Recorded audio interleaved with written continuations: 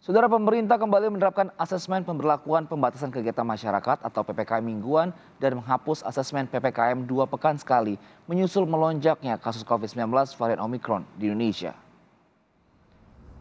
Menko Kemaritiman dan Investasi Luhut Binsar Panjaitan dalam keterangan pers virtual evaluasi PPKM Minggu sore memaparkan sejumlah strategi untuk menekan laju penyebaran terutama varian baru Omicron. Tercatat angka penyebaran kasus harian COVID-19 kembali menyentuh 1.000 kasus pada 15 Januari 2022 lalu, yakni 1.054 kasus dan penyebarannya didominasi oleh transmisi lokal.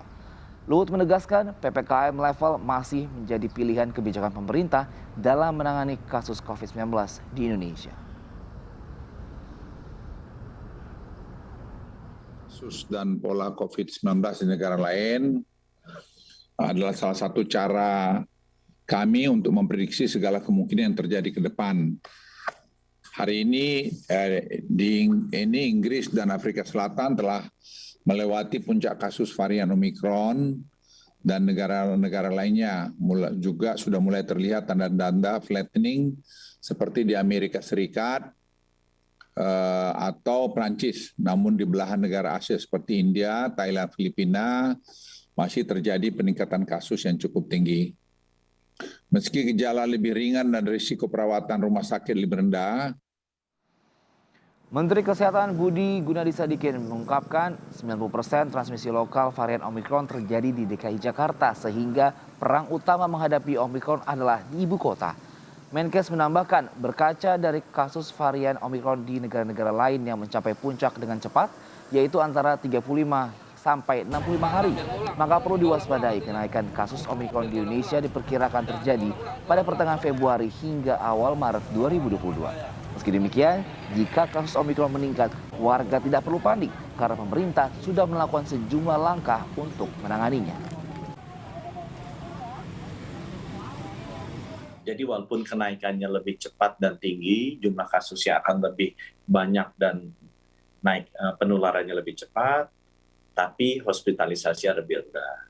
Sehingga minta tolong dikomunikasikan dengan baik ke seluruh rakyat, bahwa nanti kalau ada kenaikan jumlah kasus yang cepat dan banyak, tidak usah panik, kita terus waspada, kita monitor ketat hospitalisasinya. Artinya yang masuk ke rumah sakitnya seperti apa. Sampai sekarang sudah lebih dari 500 orang yang terkena Omicron yang dirawat di rumah sakit, dan yang pulang sudah 300-an, yang butuh oksigen hanya 3, dan itu masuk kategori ringan, jadi tidak perlu sampai ventilator, masih oksigen biasa yang dipasang di mulut, tidak dimasukkan ke dalam.